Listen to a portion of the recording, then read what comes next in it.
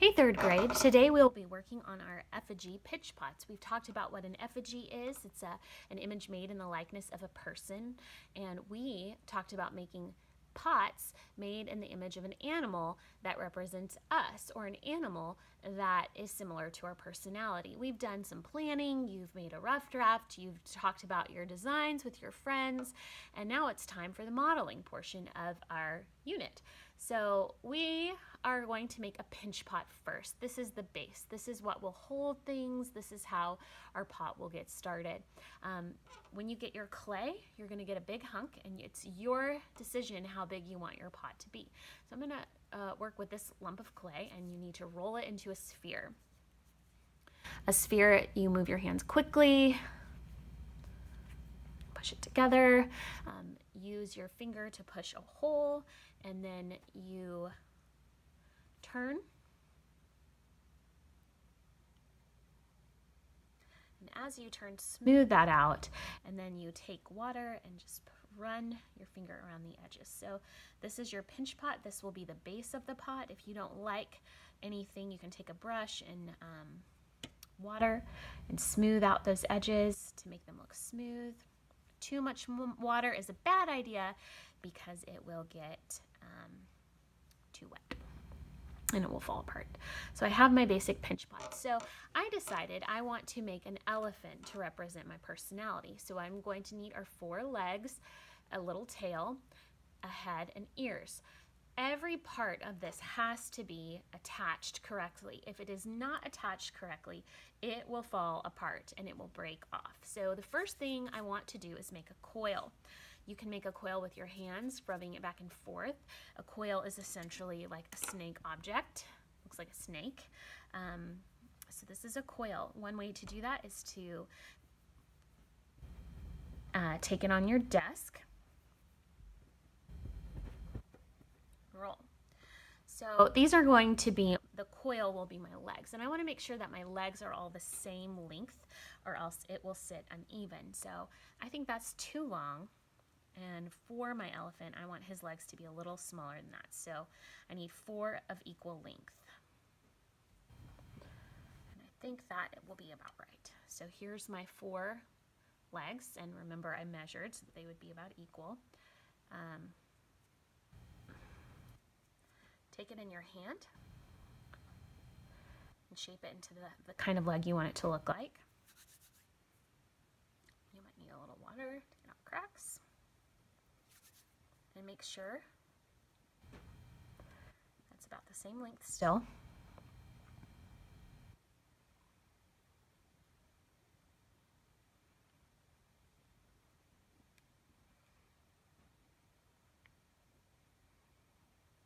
Okay.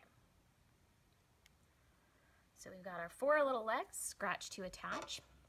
If you do not do this, the legs will fall off. And often when legs go missing, it's very hard to attach them. Put a little water, scratch the bottom,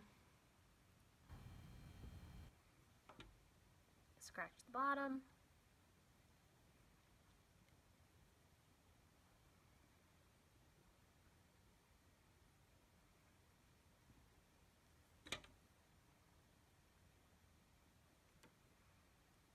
okay. Now that I have my legs on, I'm going to see if this will stand. Yep. It helps to reinforce by pushing it into the clay a little bit. So here's my legs. So I have 4 made out of coils. They're standing. Now I'm going to add a tail. If I make my tail too thin, it will fall off. But if I make my tail... Now, elephant tails aren't super long, but they do have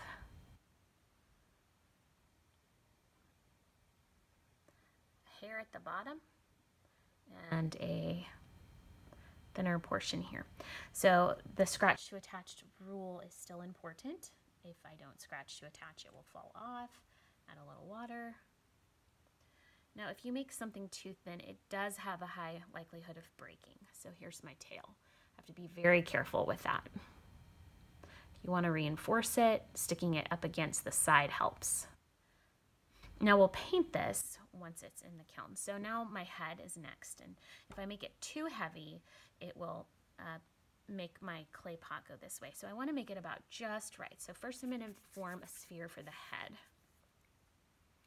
That's about right. So once I have that, I'm going to scratch it to attach it and put the head here.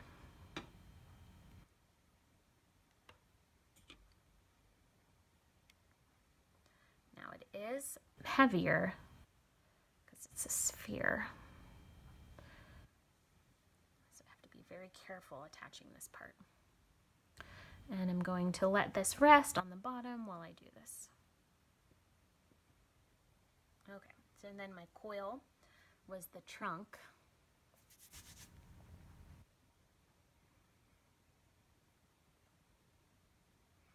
And I have to scratch to attach this as well. If I don't scratch it to attach it, it will fall off.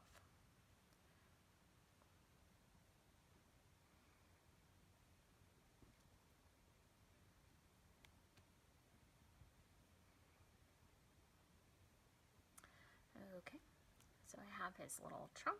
Now I'm going to go in for his ears.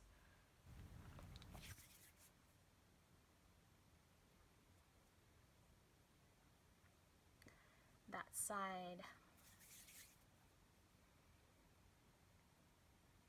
This side is about the same. Okay. Now, to attach these might be a little bit tricky, but they still have to be attached with scratch to attach and water. The thinner you make something, the more likely it is to fall off or break. So these ears might fall off or break, so I have to be very careful with them. I'm going to go to the other side.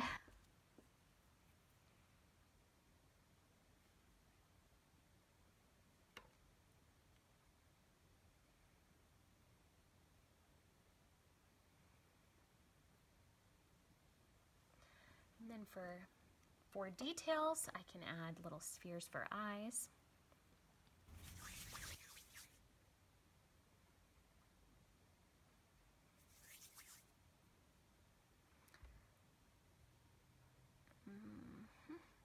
Now remember, I gotta scratch it to attach it.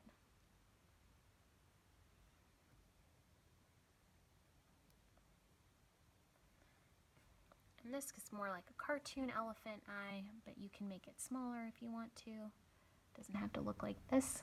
This is just one way to do it. So elephant eyes. And then you can go in and start adding details if you want to add a little mouth. You don't have to add the sphere eyes. You could just do drawing in eyes, poke holes for eyes. This is when you go add details to his feet.